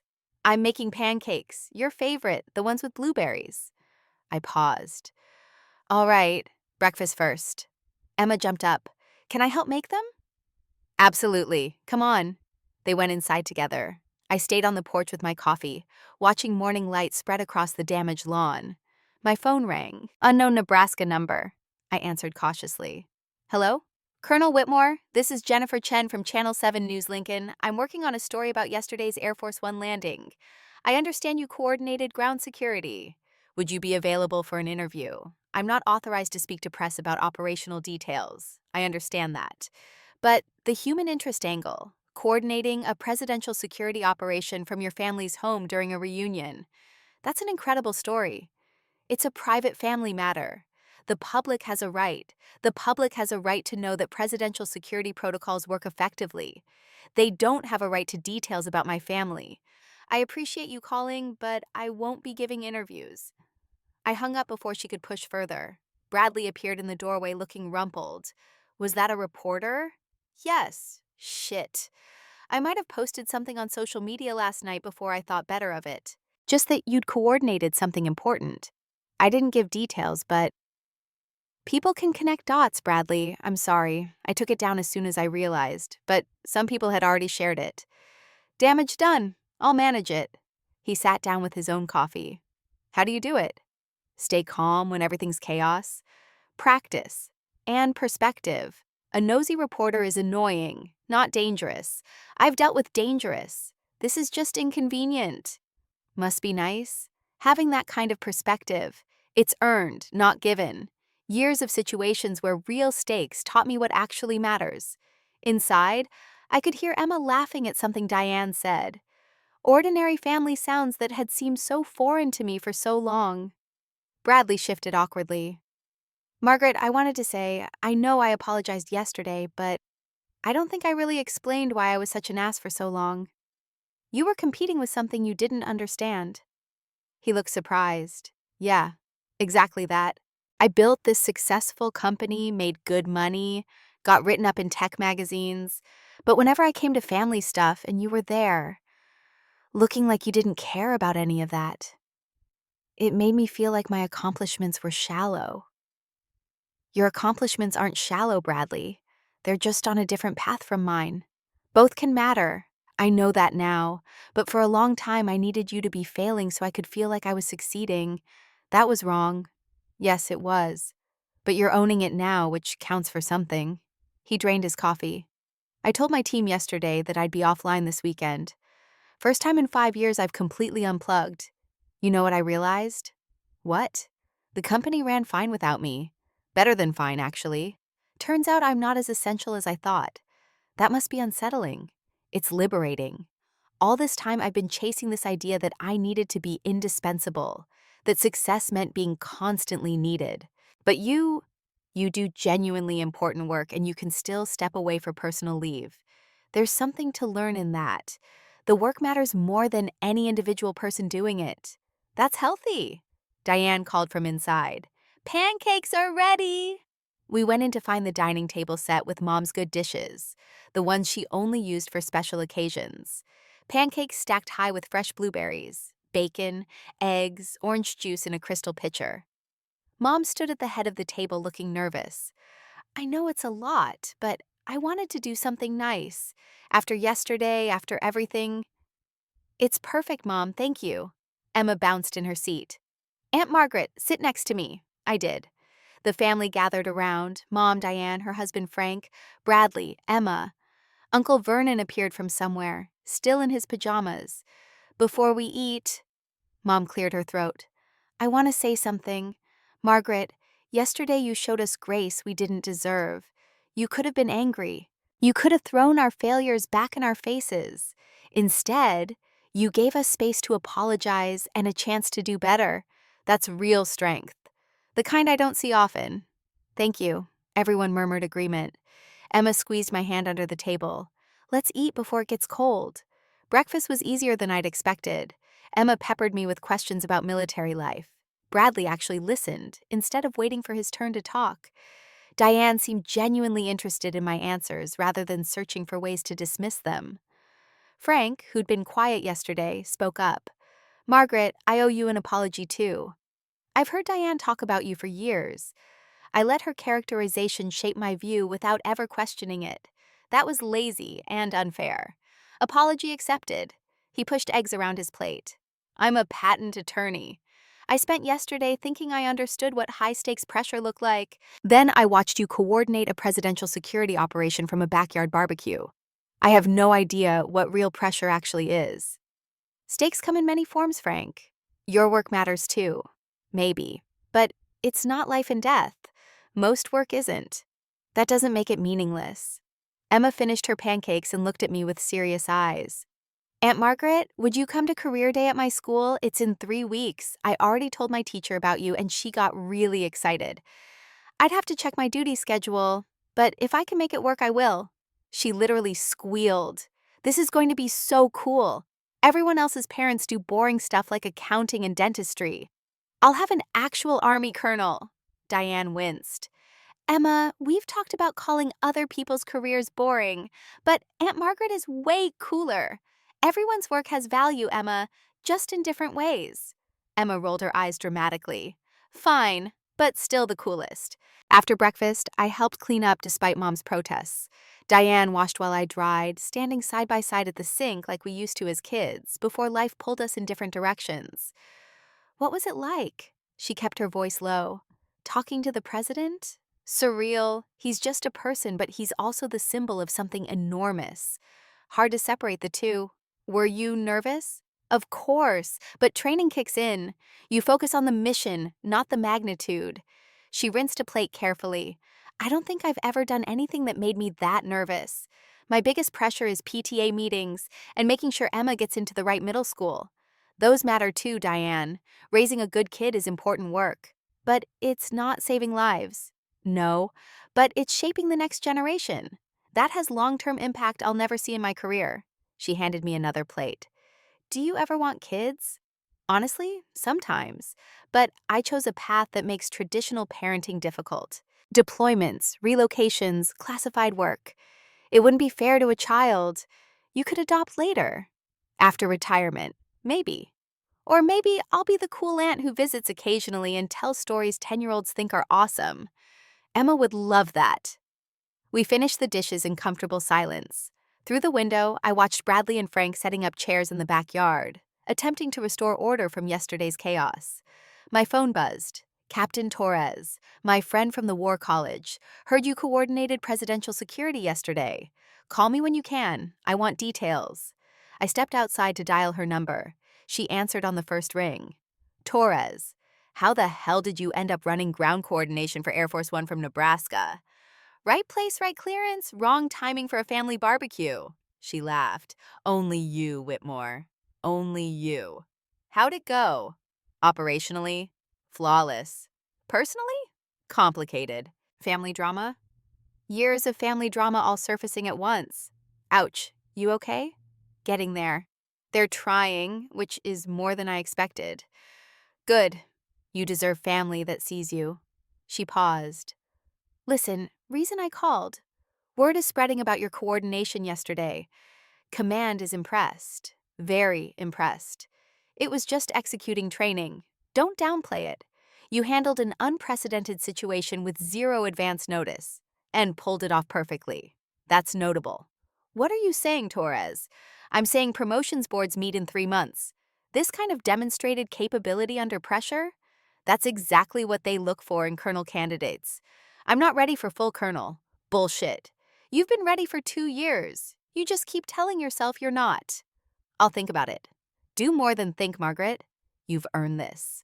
After we hung up, I sat on the porch steps processing. Full colonel, '06 rank. Another level of responsibility. Another tier of trust.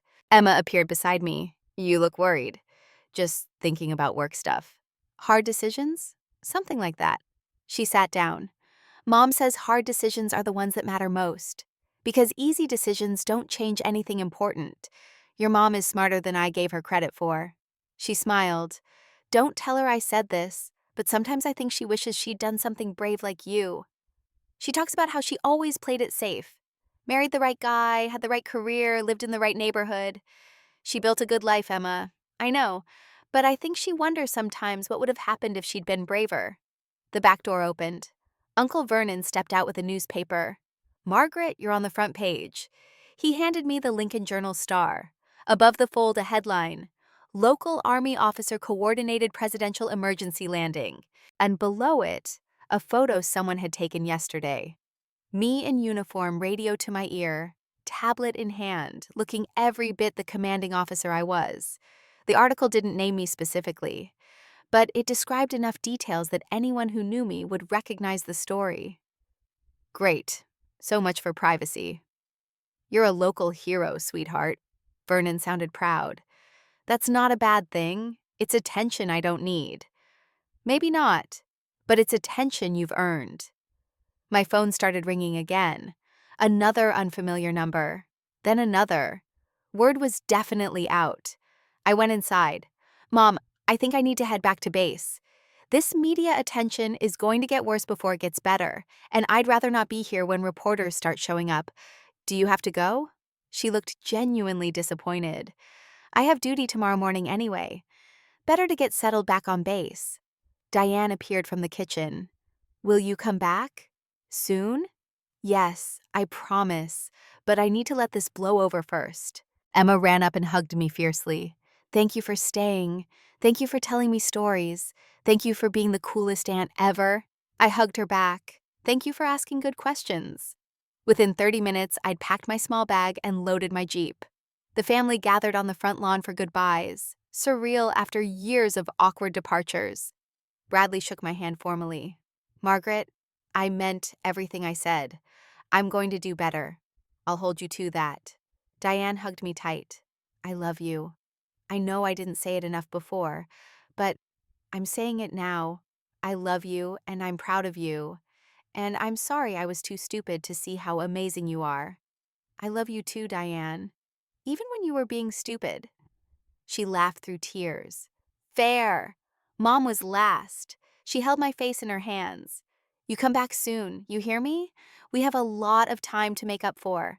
One visit at a time, Mom, but yes, I'll come back. Drive safe, sweetheart. I climbed into my Jeep and started the engine. In the rearview mirror, they all waved, Mom with her tissue, Diane holding Emma, Bradley and Frank and Uncle Vernon in a row. A family. My family. Still imperfect, still learning, but trying, that was enough. The drive back to base took just over 2 hours. I spent it processing everything that had happened in the last 36 hours. The emergency call, the coordination, the president, the family confrontation, the apologies, the tentative steps towards something better. My phone rang through the car's Bluetooth. Command, Colonel Whitmore. Margaret, it's Colonel Reeves. I wanted to check in after yesterday. Hell of a situation you handled. Thank you, sir. Just executing training. I've read the after-action reports from Secret Service and Sheriff's Department. Both gave you highest marks. Agent Carson specifically requested you get formal commendation. That's generous of him. It's deserved. He paused. Margaret, I want you to know, promotions board meets in January. Your name is on the list for full colonel. After yesterday's performance, I'd say your chances just improved significantly. Sir, I appreciate that, but don't deflect, Whitmore. You've earned consideration. Let the board evaluate your record and make their decision. Yes, sir. Good. Now take the rest of your leave day. You've earned it. After we hung up, I drove in silence for a while. Full colonel. The rank I'd told myself was too far, too ambitious, too much to hope for. But Torres was right. I'd been ready for years. I just hadn't believed I deserved it. Maybe that was changing. By 4 p.m., I was back on base. My quarters felt smaller than I remembered. Spartan and functional, government furniture, military issue everything. No personality, no warmth. For the first time, that bothered me. When had I stopped making this place feel like home? I unpacked my bag and pulled out the presidential challenge coin. Held it in my palm, feeling the weight of it. Physical proof that yesterday had been real. My phone buzzed. Emma had sent a photo, her holding up a sign she'd made. My Aunt Margaret is a hero, with stars and eagles drawn around the words in marker. I saved the photo and set it as my wallpaper. Small reminder of what yesterday had meant beyond the professional achievement. A knock on my door. Captain Torres stood there with 2 beers and a knowing smile. Heard you were back. Figured you could use company. You figured right. She came in and handed me a beer. So, tell me everything. I did. The whole story from emergency call to presidential handshake to family confrontation to this morning's pancake breakfast. Torres listened without interrupting, her expression shifting from impressed to sympathetic to thoughtful. When I finished, she took a long drink. Damn, Whitmore, that's a lot of life happening in 36 hours. Feels like more happened this weekend than in the last 5 years combined. How do you feel about it? Honestly? Relieved. I didn't realize how much energy I was spending trying to make my family understand. Now that they do, or they're trying to, it's like I can finally stop justifying my choices. Good. You shouldn't have to justify living your life. I know that intellectually, but emotionally, it's harder. Torres stretched out in my desk chair. So what happens now? With them. I go back for Emma's career day if I can. Maybe Thanksgiving if my schedule allows. We try to build something better than what we had. Think it'll work? I don't know, but I'm willing to try. That's growth. 2 years ago, you would have written them off completely. 2 years ago, they hadn't apologized or shown any willingness to change. Fair point. She studied me carefully. You going to put your name forward for the promotions board? Reeves already did. But are you going to actually pursue it? Or are you going to self-sabotage like you usually do? I don't self-sabotage. Margaret, last cycle you withdrew your name 2 weeks before the board met. You told yourself you weren't ready, but you were ready. You were scared. Of what? Of wanting something that much, of failing to get it, of succeeding and having to live up to even higher expectations. She wasn't wrong. I'd pulled my name last cycle because facing rejection seemed worse than not trying. Classic self-protection. This time's different. How? Because yesterday proved I can handle high-pressure situations I've never faced before. Because I coordinated presidential security with 90 minutes notice and 0 mistakes.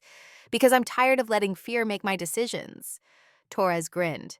There's the Margaret I know. About damn time she showed up. We spent the next 2 hours talking through everything. Operational details Torres wanted to understand, family dynamics she helped me process. career considerations we weighed together. When she finally left, my quarters felt less empty. I had a path forward professionally, a tentative reconnection with family personally, and friends who pushed me to be better than my fears. 3 weeks passed in the rhythm I'd established over nearly 2 decades: work, training, preparation. But now, interspersed with family calls, texts from Emma, photos from Diane of ordinary life I'd never been included in before. Small things, but they added up to something larger, a sense of belonging I'd convinced myself I didn't need. Maybe I had needed it after all, just needed it on terms that honored who I'd become rather than who they'd wanted me to be. The 23rd of October arrived with Nebraska autumn weather, crisp air, blue sky, leaves turning gold and red. I drove to Emma's school in my dress uniform, ribbons perfectly aligned, shoes polished to mirror shine. The parking lot was full of parents arriving for career day. I recognized the types: lawyers in expensive suits, doctors in hospital scrubs, business executives in corporate attire, and me, full military dress uniform with years of service documented across my chest. Emma met me at the entrance, practically vibrating with excitement. "You came! You actually came! I told you I would, I know, but I was scared something important might happen and you'd have to work. This is important, Emma. You're important." She grabbed my hand and pulled me toward her classroom. "Everyone's going to be so jealous. Mrs. Patterson said I could introduce you first." The classroom was decorated with student artwork and educational posters. 23 fifth graders sat at desks, eyeing me with undisguised curiosity. Several parents stood along the back wall. Mrs. Patterson, a woman in her 50s with kind eyes, approached. "Colonel Whitmore, thank you so much for coming. Emma has been counting down the days. Happy to be here." She called the class to attention. "Students, we have a very special guest today. Emma's aunt is a lieutenant colonel in the United States Army. She's going to talk to us about military service and leadership. Please give your full attention." Emma stood at the front, beaming. "This is my Aunt Margaret. She's a lieutenant colonel. That's a really high rank. She's been in the Army for a long time. And 3 weeks ago, she coordinated security when the president's plane had to make an emergency landing." Hands shot up immediately. I smiled. "I'll take questions, but let me give you some context first." I spent the next 20 minutes talking about military service, explaining logistics operations in terms 10-year-olds could understand, describing the importance of preparation and training. When I opened for questions, every hand went up. The questions ranged from practical, "Do you carry a gun? Have you ever been in combat?" to personal, "Do you get scared? Do you miss your family when you're deployed?" I answered honestly, age appropriately.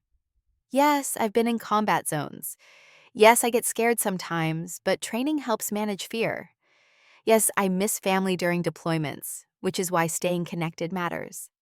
One girl raised her hand tentatively.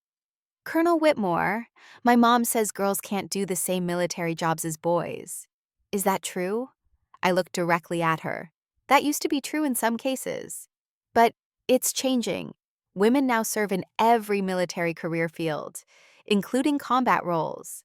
If you work hard and meet the standards, gender doesn't limit what you can do."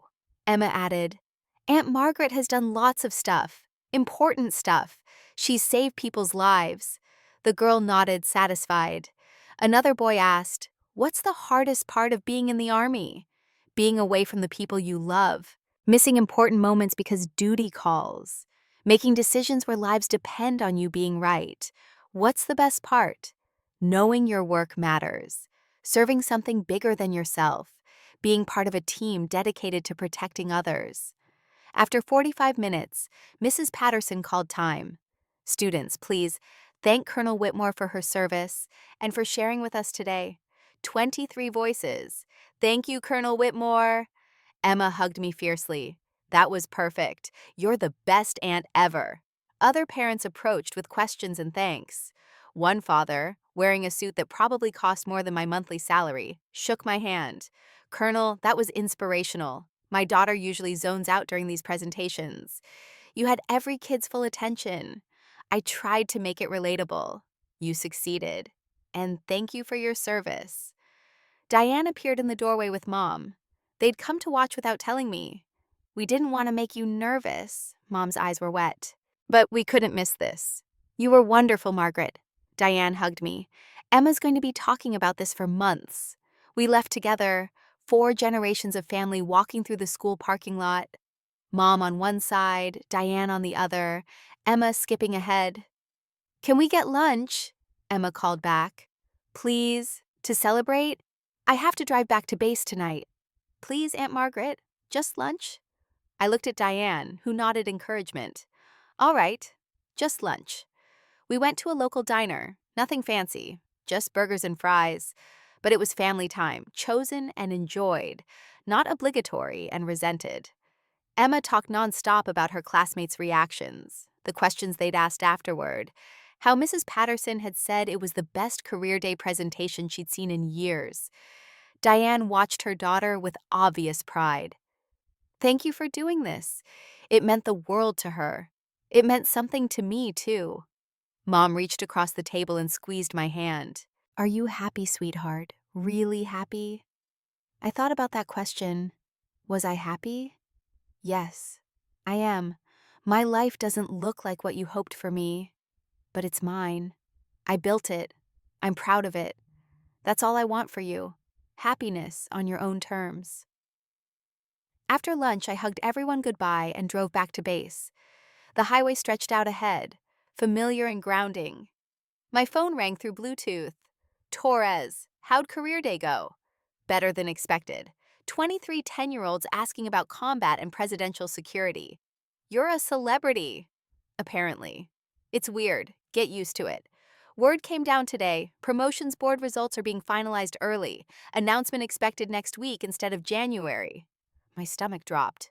That's fast. Administration wants to push through several promotions before budget negotiations. You're on that list, Margaret. You don't know that. I know your record.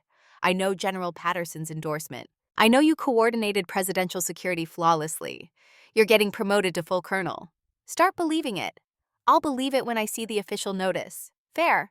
But when you do, I expect a celebration. And by celebration, I mean you actually acknowledging you deserve this. Deal. Back on base, I settled into my quarters and checked email. One new message from an unfamiliar sender. Major General Sarah Chen, Pentagon. I opened it carefully. Colonel Whitmore, your presidential coordination has been noted at the highest levels. We're always looking for officers who demonstrate exceptional judgment under unprecedented circumstances. When you're ready to discuss next-level opportunities, please contact me directly. She'd included her direct phone number. I read the email 3 times. Pentagon opportunities, career advancement I'd never imagined. My phone buzzed. Text from Emma. Thank you for today, you're my hero. I saved that message. Small reminder of what mattered beyond rank and advancement. Another text, this one from Diane. Mom won't stop crying happy tears. Thank you for giving us another chance. And one from Bradley. Emma's presentation about your visit is going on the fridge, right next to her straight A report card. Family stuff, you know? I smiled at that. Family stuff. Something I'd kept at arm's length for years, now slowly becoming part of my daily life. On Thursday morning, official notice came through. Email from Personnel Command with subject line, Promotion List, Colonel, 06. I opened it with shaking hands. My name was there, listed among 47 other officers selected for promotion to full colonel. I read it again to make sure, then screenshot it and sent it to Torres. Her response came immediately. Told you, celebration this weekend, no arguments. I forwarded the notice to Mom with a simple message. I'm being promoted to colonel. Thought you'd want to know. Her response. I'm so proud I can't see through my tears. Your father would be bursting. Can we come to the ceremony? I hadn't even thought about ceremony. But yes, they should come. Ceremony details TBD. Yes, please come. All of you. Diane responded next. OMG, Margaret! Emma is literally screaming. We're all so proud. Bradley. Full colonel? That's huge, right? Like really huge? I'm Googling it. Okay, I Googled it. Congratulations. I sat in my quarters surrounded by congratulations messages. feeling something I hadn't expected. Complete, whole, seen by my family and validated by my service. Both things, together, for the first time. Maybe you didn't have to choose between family and career. Maybe you just needed family that understood your career, and career that allowed space for family. Maybe I'd found both. That evening, I called General Patterson to thank him for his endorsement. Congratulations, Colonel. Well deserved. Thank you, sir. Your support made this difference. Your record made the difference. I just made sure people saw it clearly. I appreciate that more than you know. Margaret, you're going to have opportunities now. Pentagon assignments, command positions, strategic planning roles. Think carefully about what you want your next chapter to look like. I will, sir. And remember, you earned this. Not because of one weekend coordinating presidential security, because of nearly 2 decades of excellent service. Don't let anyone, including yourself, diminish that. After we hung up, I looked around my sparse quarters, at the presidential challenge coin on my desk, the photo of Emma holding her sign, the dress uniform hanging ready for the promotion ceremony. Nearly 2 decades. From second lieutenant fresh out of West Point to full colonel with Pentagon interest. From family outsider to Aunt Emma considered a hero. The journey had been lonely sometimes, difficult often, but worth it? Absolutely. My phone buzzed one more time. Unknown number. I answered. Colonel Whitmore? Yes. This is Jennifer Chen from Channel 7 News. I know you declined interview previously, but I wanted to follow up now that your promotion's been announced. Local woman coordinates presidential security, earns promotion to colonel. That's a story Lincoln would love to celebrate. I appreciate that, but I'm still not interested in media attention. What if it could inspire other young women? Show them what's possible. I paused at that. There's a 5th grader named Emma who already knows what's possible. That's enough for me. Fair enough. But if you change your mind, I won't. But thank you for asking. I hung up and turned off my phone. Tomorrow would bring more calls, more attention, more people wanting pieces of a story they didn't fully understand. But tonight, I just wanted to sit in the quiet of my quarters and feel the weight of everything I'd accomplished, everything I'd become.